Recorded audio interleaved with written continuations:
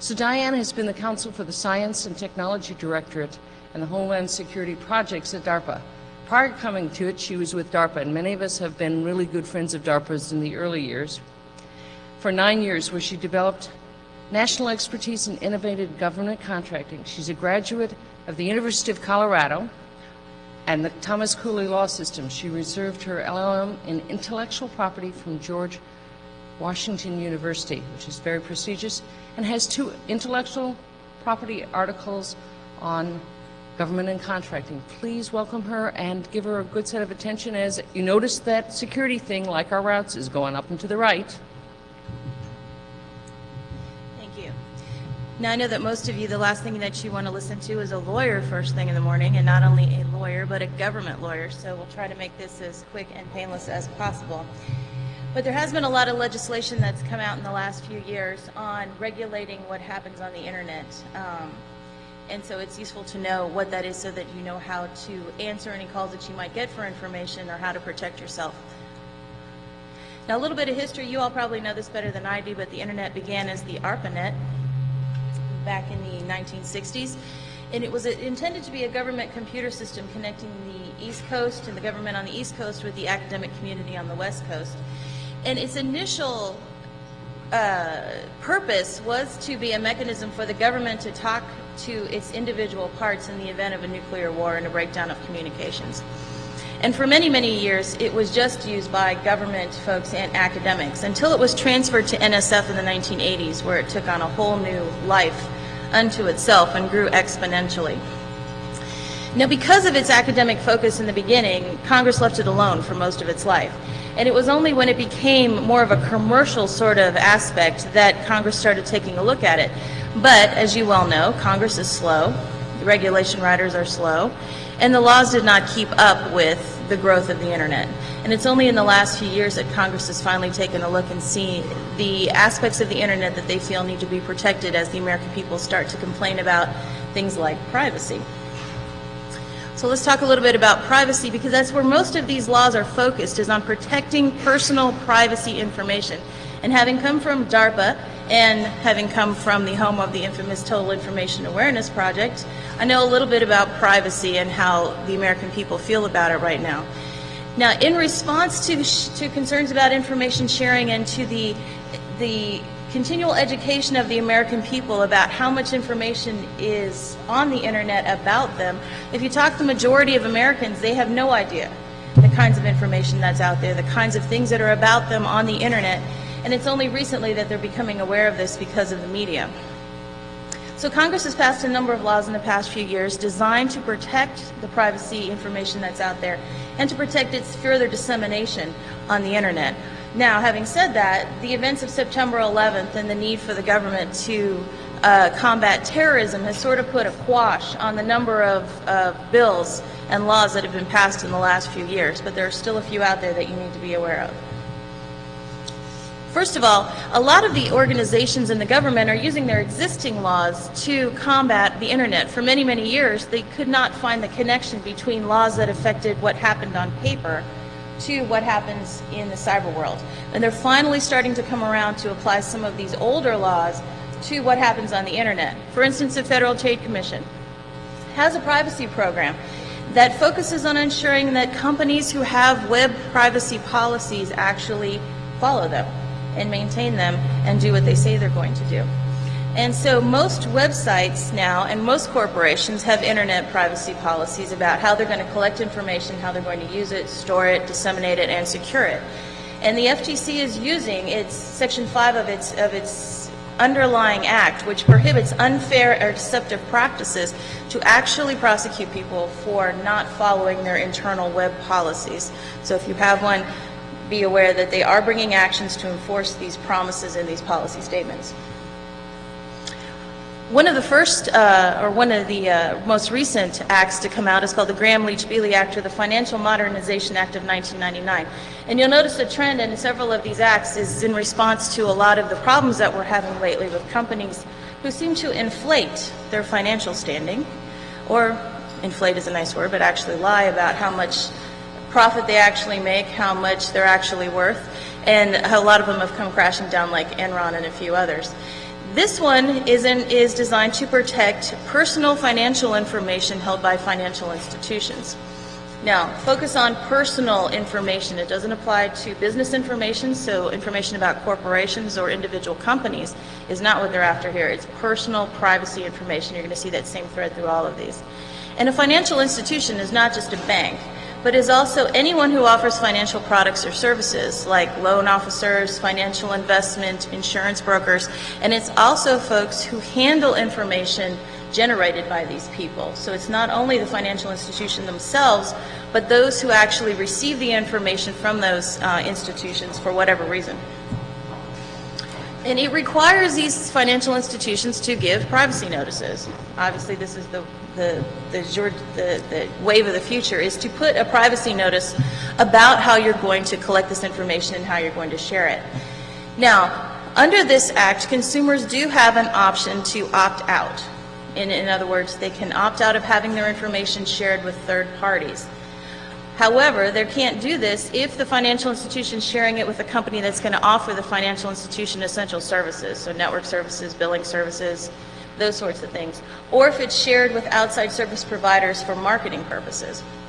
So you all need to be aware that if you receive this sort of non-public information from a financial institution, if you have them as a client, and the consumer couldn't opt out of providing it to you, you can't use it to sell that information, you can't use it for marketing, and if they could opt out and didn't, you must use it following the same privacy policy as the financial institution, which can put a burden on you if you have many customers who are financial institutions with a bunch of different privacy policies. You're going to have to be aware of what they are, and you're going to have to follow them as if you were the financial institution yourself.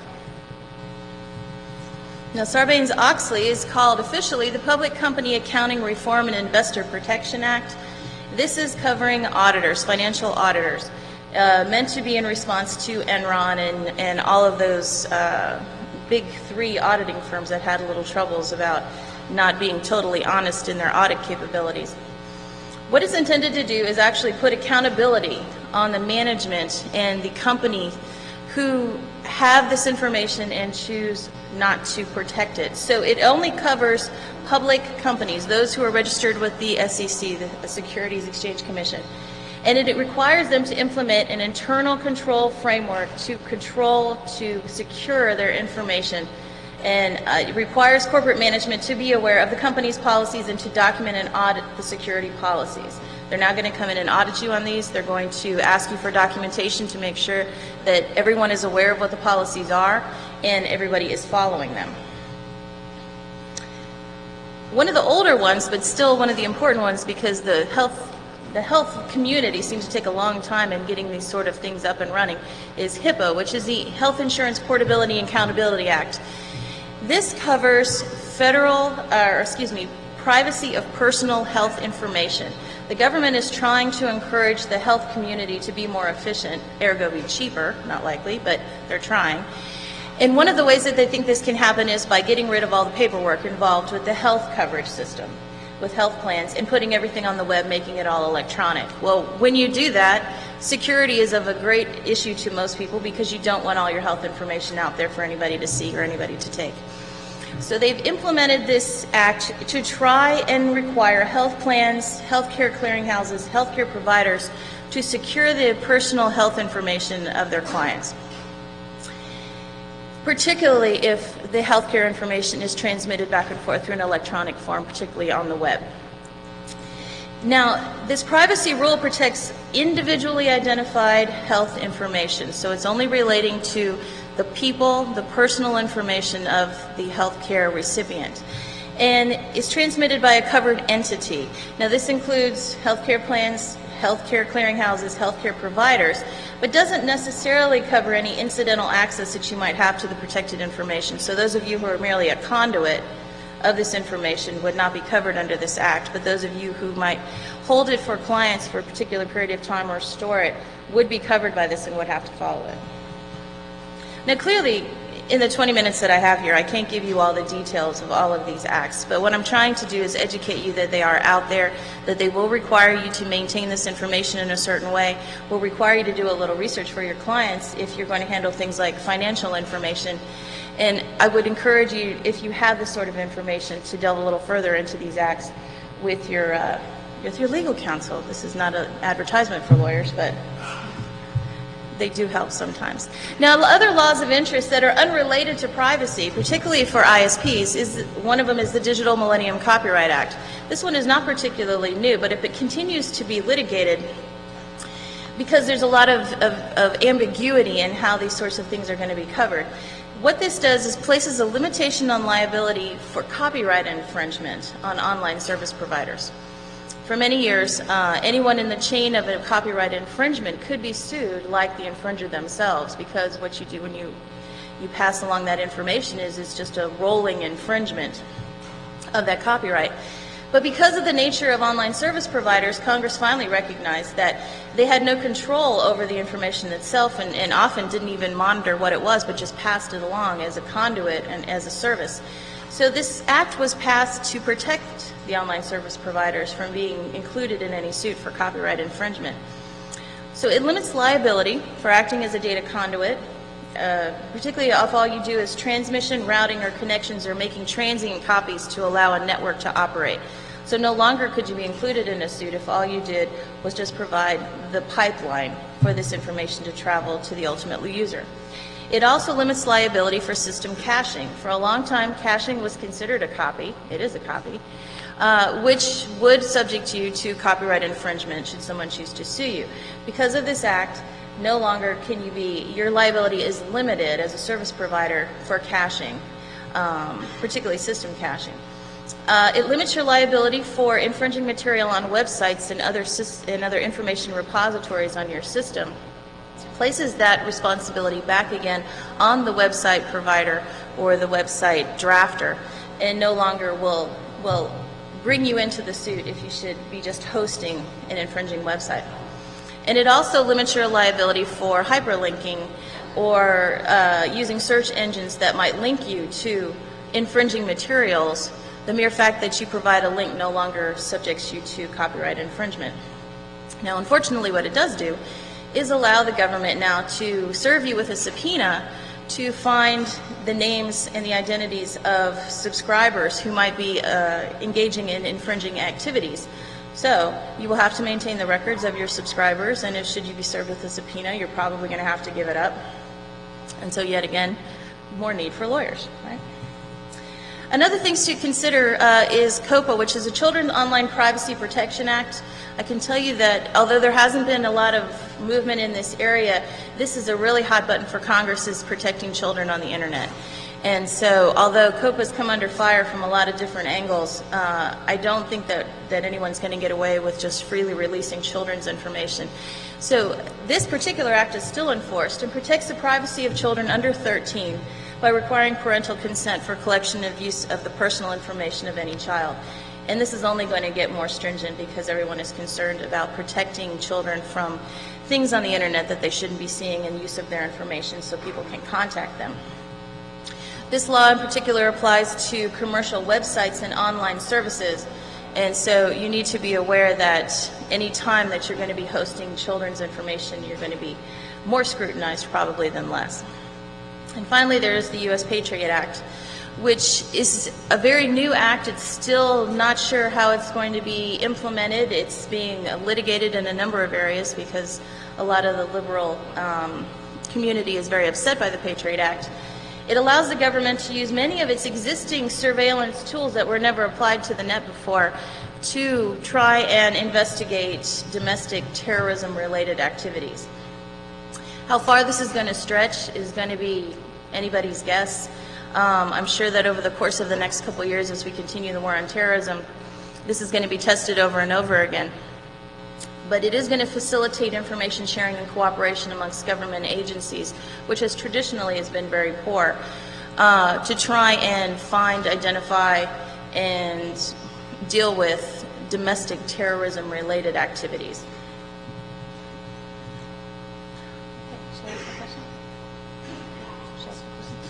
Okay, does anybody have any questions? It's so early, everyone just can't. Yes, go ahead. How far back? Please get up and use the microphone and I'll wait.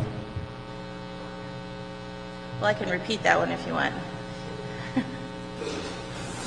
How far back do you have to record data?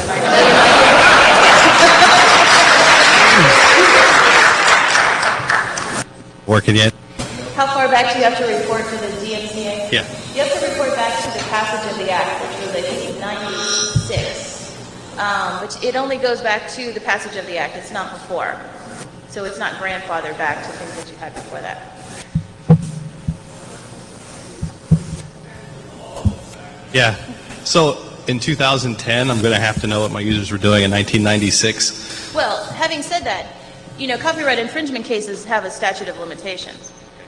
And so they're usually between 2 and 3 years. So you're not going to have to think back. It's not like your taxes where you have to keep them for 7 years. It's only for the life of a copyright infringement case.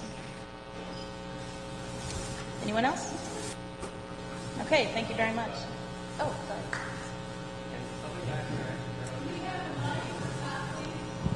Hello back there. There we go. There we go. There you go. I think what the question was is, if you are recording, let's say, the mapping between IP addresses and customers, how long do you have to keep that information? Is there anything in the statute, or is it just keeping it for as long as operationally required, and if the request for that binding comes in from law enforcement during the time you're keeping it, you provide it?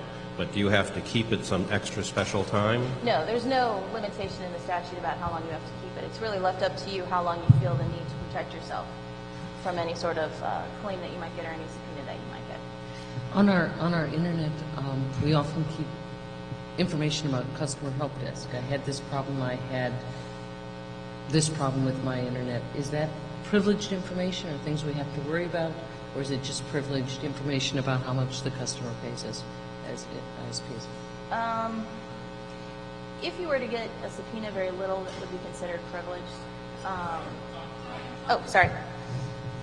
If you were to be served with a subpoena, very little that you have would be considered privileged. So it might be privileged to you, it might be considered proprietary to you, but it would not be something that you could withhold necessarily from a government action. Having said that, there's a lot of different ways that you can protect that information from being released to the outside world through protection orders and that sort of thing. And so there are different mechanisms you can use to protect that information from full release. Yes. We have a mic now. So could you talk a little bit about what the penalties or what liability one is exposed to for failing to maintain sufficient records? A lot of the internet service providers, maybe not necessarily the ones in this room, but a lot of internet service providers don't maintain records to that degree of detail and may not maintain them over a 2 or 3 year period. Right. A lot of them, in fact, wouldn't maintain them beyond 2 or 3 days.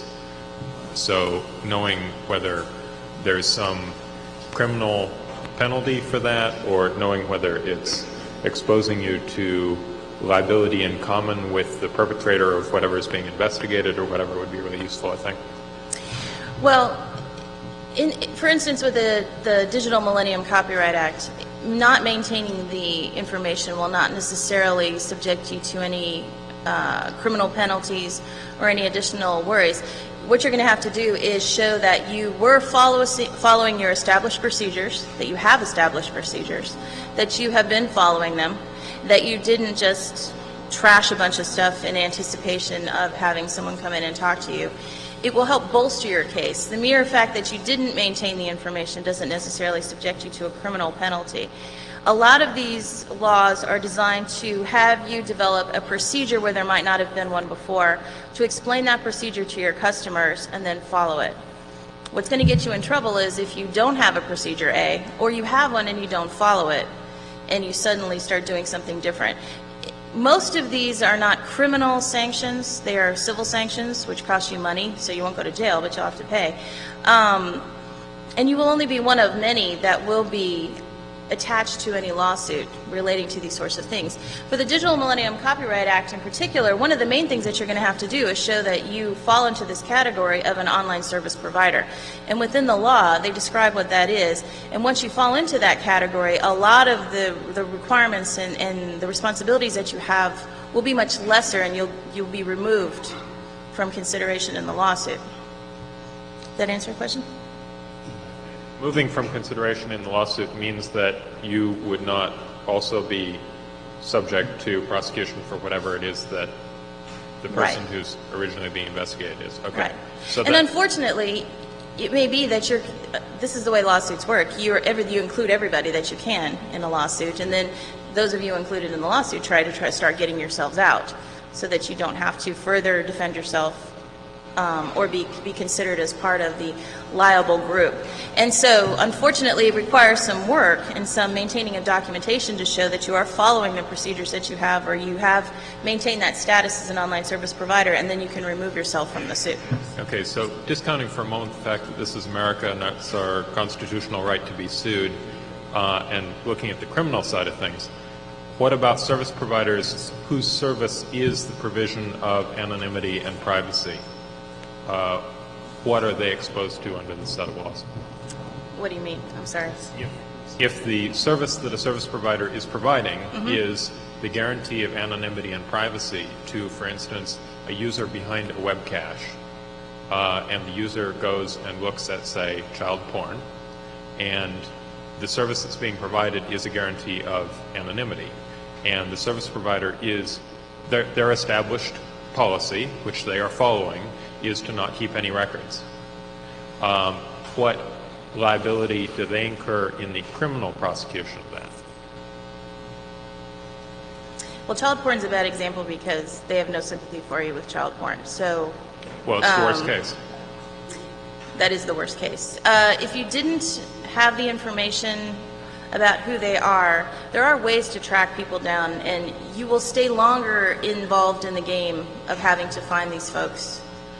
Not keeping the information will not get you out of having to defend yourself and having to provide whatever information that you have.